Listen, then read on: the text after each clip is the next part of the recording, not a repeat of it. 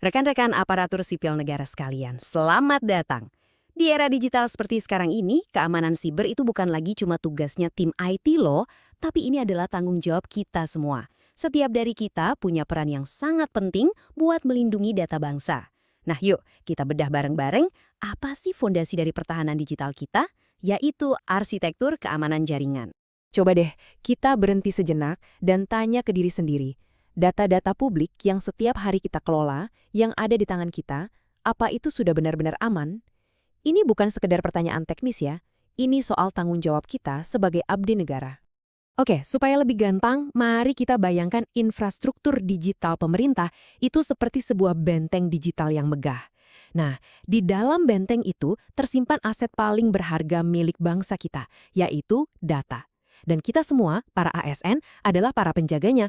Kitalah garda terdepan benteng itu. Sebelum kita membangun pertahanan, tentu kita harus kenal dulu siapa musuh kita, kan? Memahami apa saja ancamannya adalah langkah paling pertama dan paling penting untuk membangun benteng yang tidak bisa ditembus. Pertanyaannya, kenapa sih sektor publik ini jadi target utama serangan siber? Jawabannya simpel, karena kita memegang data jutaan penduduk, kita mengelola anggaran negara, dan kita menjalankan layanan yang sangat vital untuk masyarakat. Serangan siber itu bukan cuma soal mencuri data loh, tapi ini bisa melumpuhkan layanan publik dan bahkan mengganggu stabilitas negara. Inilah yang membuat kita jadi target yang bernilai sangat tinggi. Oke, sekarang kita tahu ancamannya. Lalu gimana cara membangun pertahanannya? Nah, fondasi utama dari benteng digital kita adalah sesuatu yang disebut arsitektur keamanan jaringan. Anggap saja ini adalah cetak biru atau blueprint dari seluruh sistem pertahanan kita. Jadi, apa itu sebetulnya arsitektur keamanan jaringan?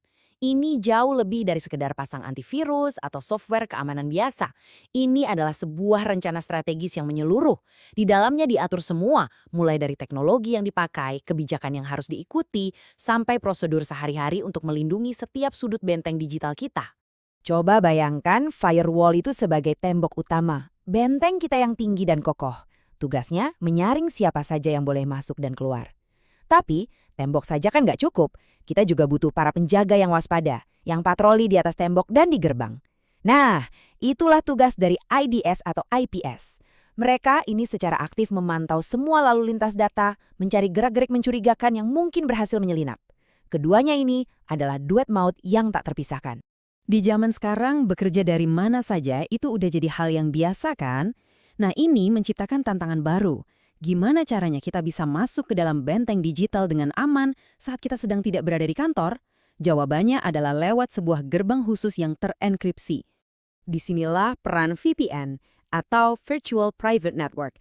Anggap saja VPN ini seperti membuat sebuah terowongan pribadi yang super aman langsung menuju ke dalam benteng. Prosesnya gimana? Pertama, identitas Anda akan diverifikasi dulu untuk memastikan Anda adalah ASN yang sah.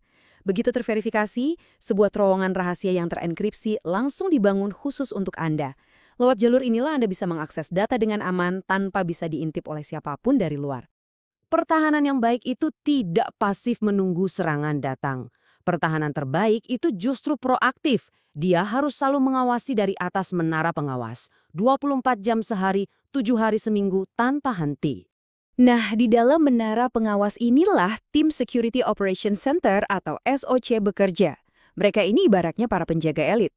Mereka pakai alat canggih bernama SIEM yang fungsinya seperti mata dan telinga super.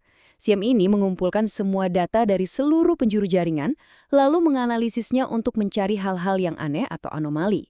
Jadi, saat ada tanda bahaya sekecil apapun, alarm langsung berbunyi, dan tim SOC bisa langsung merespon dengan super cepat.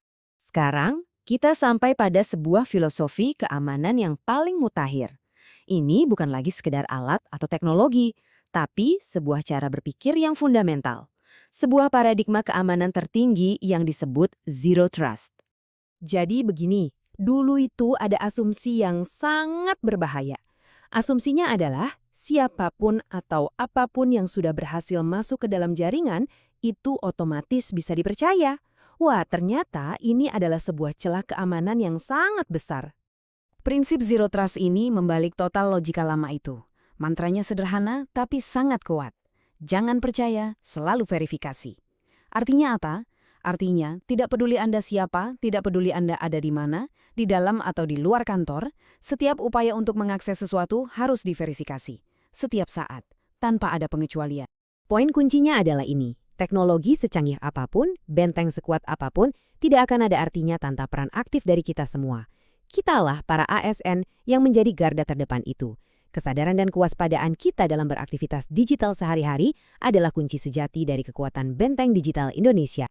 Pada akhirnya, semua kembali kepada kita. Ini bukan lagi hanya soal teknologi, tapi soal komitmen. Benteng digital ini telah dipercayakan kepada kita. Jadi pertanyaannya sekarang adalah, sudah siapkah kita semua untuk menjaganya dengan segenap hati?